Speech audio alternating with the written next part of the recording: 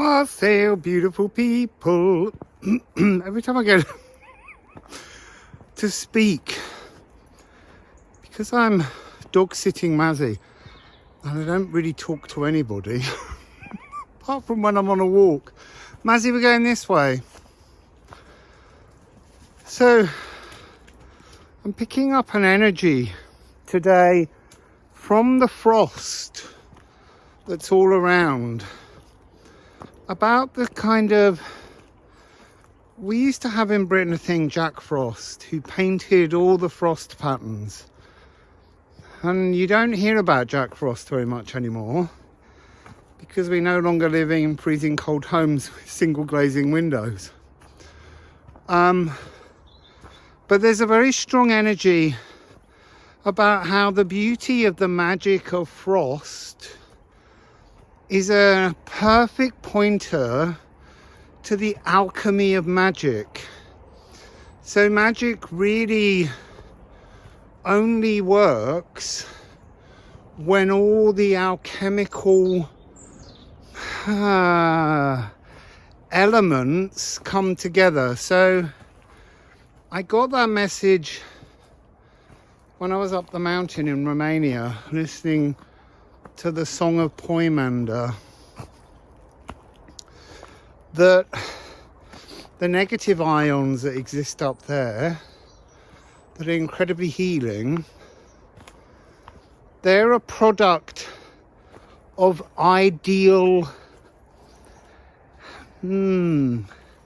moments, ideal situations, ideal elements, and that we have this desire for magic to kind of be a little bit like in a Harry Potter film.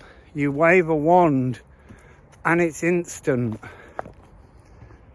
We on Earth are not able to have that speed of materialization because it would be dangerous. And so much of what we experience, there's a lovely sunshine somewhere, just over there.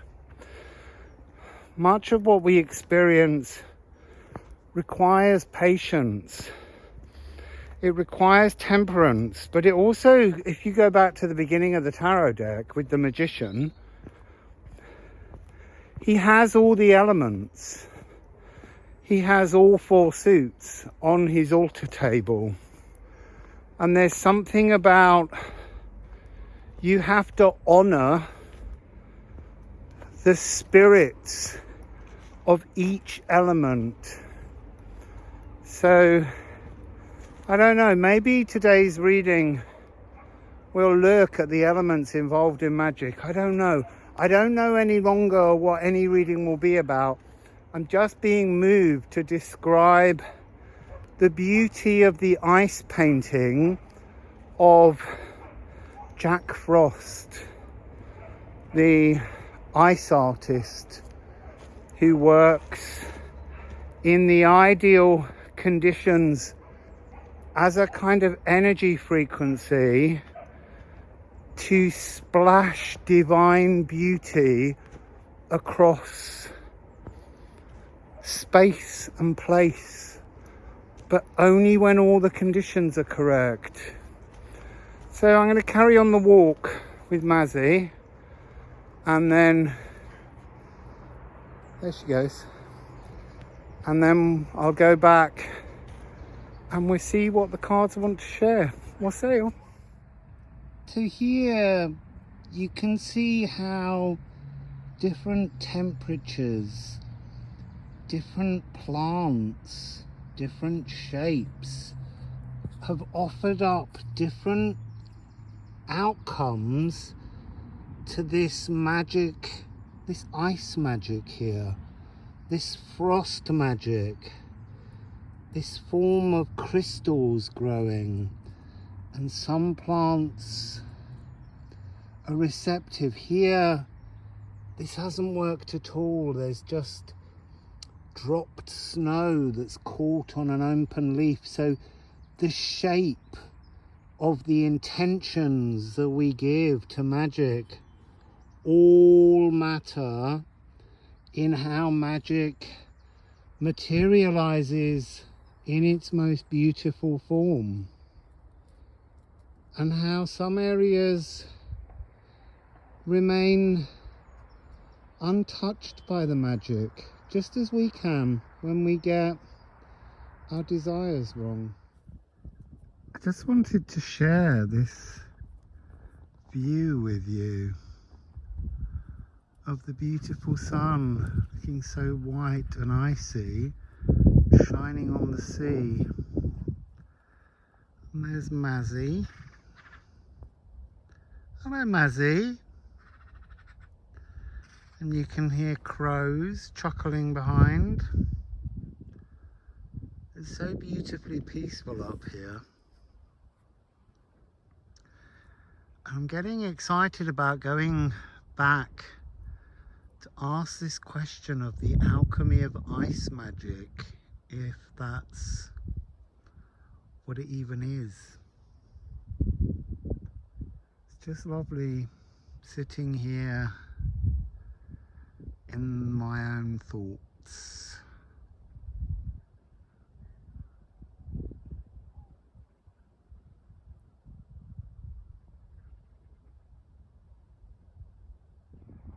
It's actually magpies and crows, and I put the camera on them just now and they went quiet. I took the camera off them and they began chattering again. That's nature for you.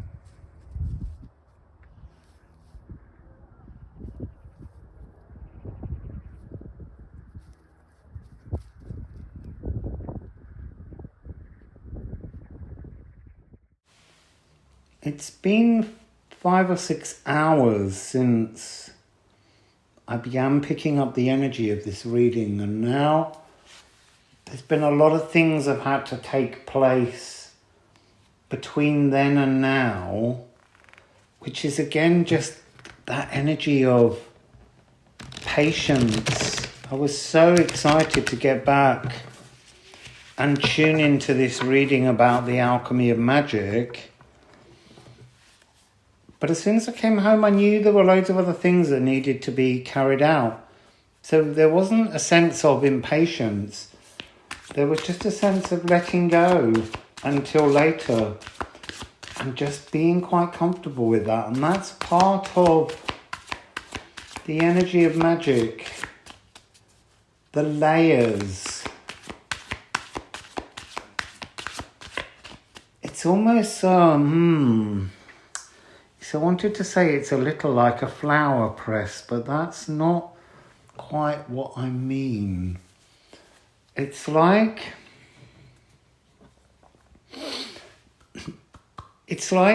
there are layers of symbols, layers of energies, and they have to be put together in the right order, almost within the elements of magic, or the elements that we know, and then the elements have to be like making a soup. So you put all the ingredients into a pot, you apply heat, there's water, there's physical vegetables from the material world, and we use a knife to create. So then we stir. But this is about layering together the heart's desires and creating them through sound, through ritual. There's no one way of doing this.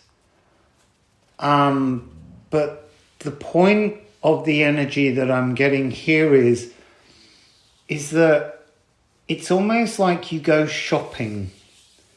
You bring back all that you need to make soup, and you trust that the forces of the universe, the beings out there that listen to our desires, will make the soup. And there is an energy within that where you could sit and look at the soup ingredients on the table. You can lay everything out as if you're about to create a cookery show, and yet every day you come downstairs and the soup hasn't happened. If anything, after about a week, it's beginning to wrinkle and go mouldy. So that's our natural world perception of what happens. Magic is something that you have to trust and believe that's outside the normal dimension. So it's a little bit Schrodinger's cat. Like, put all the ingredients in a box. Don't look at the box. But if you truly want to believe in magic, one day when you open the box, there will be the soup. Now, will it just be all the ingredients have just gone mouldy and formed a soup?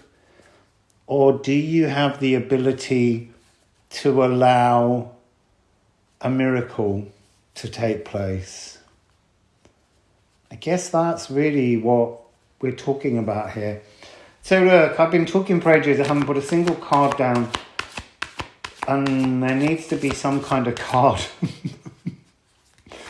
on the table, unless I show some footage of me chopping vegetables. So let's get a Liffruma card on the table for that first 5 minutes.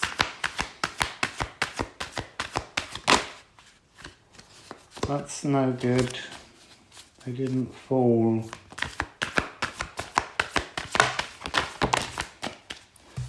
Okay, so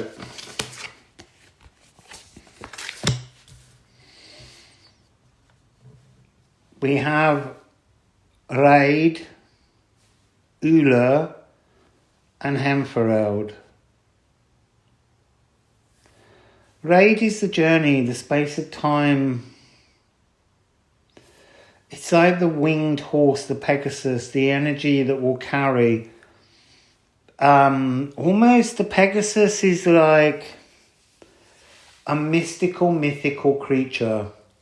And there's something about you holding a single feather belonging to something mystical, something magical, something preternatural, otherworldly, and connecting together through your heart space, through your belly, through your soul, and transforming that energy, magic. We are the vessel through which magic channels into the world around us. We are the vessel for the magic. The strings, the theories have to be through our entire cellular, energetic, emotional structure. It's interesting though, this really is air and space. Sort of air and vacuum, I want to say. The Bifrost, the rainbow threads that connect pathways. They are pathways. But there's something here about the formation in air, or the air containing all the elements. Air is kind of invisible,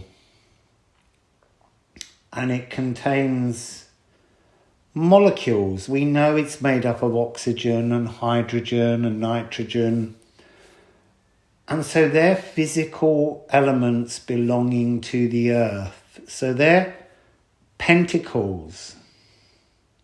We also know that air holds moisture. So there you have the cups.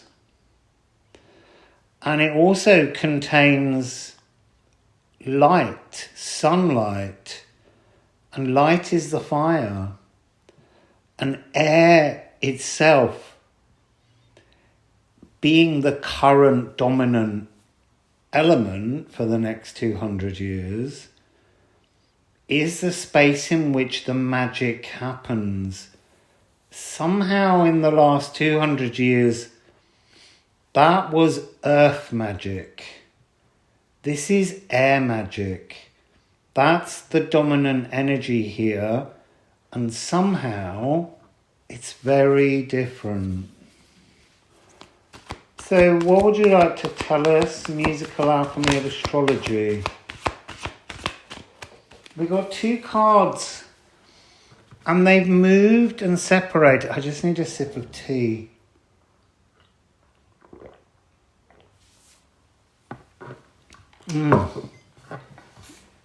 Tulsi tea. So far, far away in the past is the card of essence, inner core nature. A musical autograph, a frequency, that's very much the Hemfereld energy. This is the card of the self. It's cardinal fire. It's interesting that I was picking up fire as the key element because I had this energy. I was seeing like a void space, like the darkness of the vacuum, that energy that I just spoke about, again, light and vacuum. It's almost like from within the muon presence of darkness, you apply fire, light, aether. And the other card that came out is Aries. We're getting a lot of energy at the moment. I need to just pause and say, I keep getting this, I've been long receiving an energy of 1 and 5. And I've long interpreted it as meaning the 1st of May. Because that was my mother's birthday. So it always comes as a comfort. But there's been a 15 column work that I've been doing to do with eclipse tunnels. They don't have to be in eclipse tunnels, but sitting here now, I've got this 1-5 really strongly pulling through here, as if 1-5 is somehow the frequency of magic, which is interesting, like an augmented 4th. That's also interesting that I just said that. Now there's a bell ringing outside. Interdimensional truths. So maybe I have to let that one sit and see whether 15 frequency is the code of magic. So, essence and Aries. The idea of your core self, the energy of the magic passing through your purest essence in the Hemfereld card.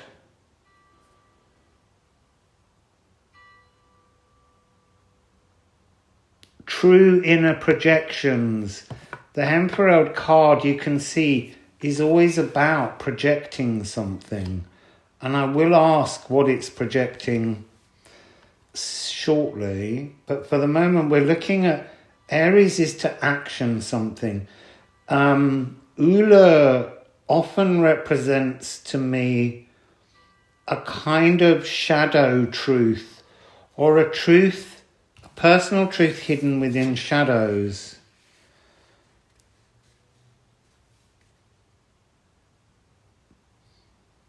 Being totally still, allowing the journey of the magic to form around you. Because we need ideal conditions. This is the energy that I understood and spoke a little about earlier, I think, which is healing, mystical moments, surprising frequencies are a very slow grown phenomenon. They're almost like a plant, a tree. They take their time to form their roots and to grow their trunks so that it's not sort of like, what's the word I want here? Like touch paper. It doesn't just go up in flames and vanish away. It needs stability. It needs to steep. The steeping of magic. That's what we're looking at here. The patience to allow a true brew.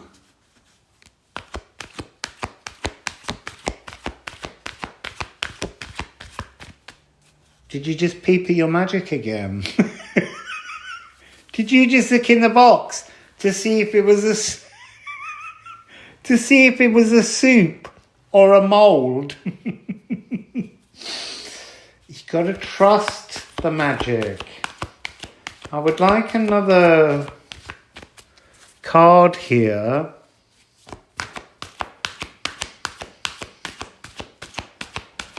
To go underneath Hemferode, and then maybe we don't. So, alright, okay. I'm pulling Hemferode forwards. What's Hemferode projecting?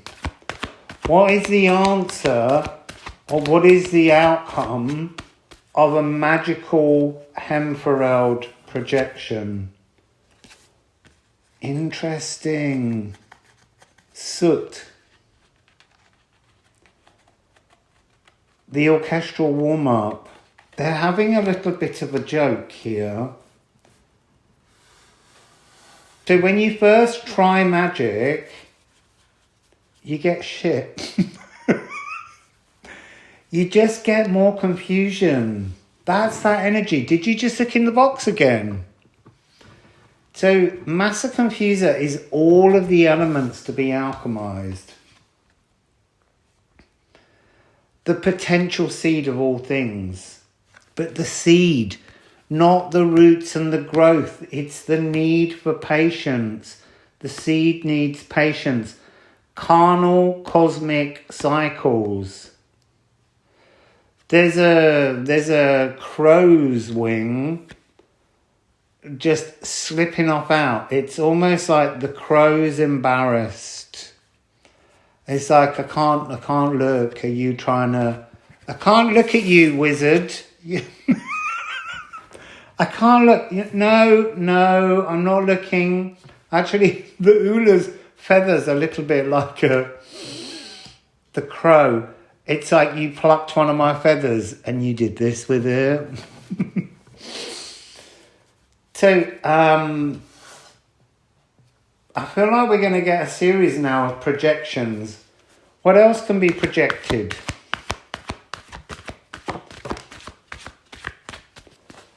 Oh, now that's interesting. Hygeia. And that's, so it's really interesting. It's holistic gut love, but the energy's coming out. Soot is the first projection. The second projection is the notion of being gutted through the failure to create magic. So I'm going to ask Liffruma I have to try and keep these cards in the right order because I have to make the video layout. Let's ask Liffruma, what do you need to understand to make the magic work?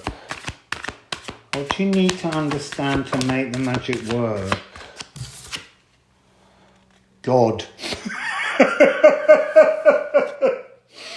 So look, each atom, the sounds found deep in every cell call out, forcing the source of the God voice of the earth's breath to burst and release. Each atom an unhatched cosmic egg of unmatched mystical potential. To rise up is to speak up, to give song, I'm burping, ancestral codes of healing nestled in all our vessels of the world soul. Galdir your best life. Reach forwards and commune. So this is about the need to connect with Source, Poimander, Poi, God, the deities, whatever you're using as your Bifrost bridge to this possible 15 frequency.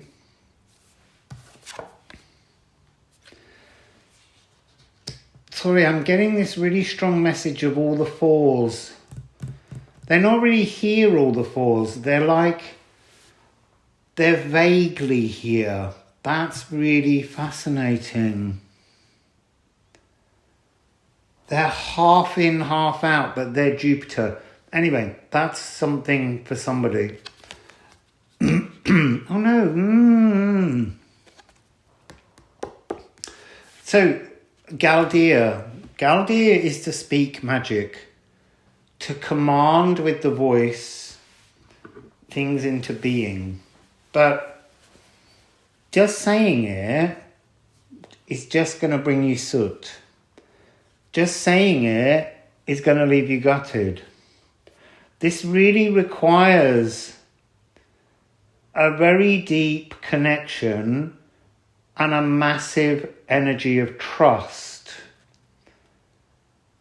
And then you've got to think about the journey. The mouth part isn't just the mouth through which we speak, but it's the energy of the estuary. So water at source comes out of the earth and it rolls down through brooks and rivers and streams, and eventually it goes into the ocean. Now, water always knows its cycles. It knows the time that it takes to move from where it emerges to where it, where it merges with the salt. And remember, salt is the energy of materialization. So there's something juvenile and pure about the early part, but it's the intention of knowing where it's going. In Galdiering magic, you've got to know your true essence is the beautiful innocence of Source and the journey through life to get to your salty ocean. What is the salty ocean? I guess it's the spiritual cathedral of the Akashic Records. What else do you need to know about creating magic? See, now that card's fallen and gone underneath the sofa. It went down and then slid backwards. Something that you can't quite hold on to. Tear. Compassion. Tear is the spiritual warrior. This is to smelt something. But also Tear is the original proto-god. So it's almost like Tear remembers the cycle. Tear remembers being the most important water molecule in the salty ocean. And then tear evaporated and rose up towards the heavens and became a cloud and rained back down on the land and went deep within the earth before rising as freshly purified water to begin that journey again into the ocean. So magic is created, air magic, with a big eye on compassion. So, if we understand how to Galdeer with compassion, so that's this energy of not being selfish. Your magic is for all. It serves a higher purpose. You know, what does Tyr get out of you casting magic? Because Tyr's done every cycle. What's the projection of the magic? What do you need to get it spot on? How do you get that projection? I mean, we're saying with compassion, I'm almost expecting to see, I was going to say the Philosopher's Stone, but it's even more interesting. Chiron. You can't make magic if you're wounded. Magic needs purity of soul. Magic needs the strength of a healed soul. It needs the frequency of your cells to be your essence. And your essence is not fiery and wounded. Your essence is not sad. Your essence is not a victim. True magic happens when you're in your truth, in your power, in your healed frequency. And then on the floor, we have the card of the moon, the emotional cosmic mirror. Magic is a reflection of your soul. And you can constantly feel thwarted until you feel healed enough to receive the magic, the mystical, salty materialization from the Akashic Ocean. A subaqueous projection. It's interesting that water really is quite an important element here. It began with the sense of fire, but the fire is needed to energize, to uplift. Then the fire gets removed, and then the water molecule is edited from the sky and drops and passes through the purification of the earth. So there's this need to understand the cycles of the elements. And your mood, your passions, your feelings, they are the frequency of the aether coding to project the magical outcome that you require. Well, that was interesting. Wassail.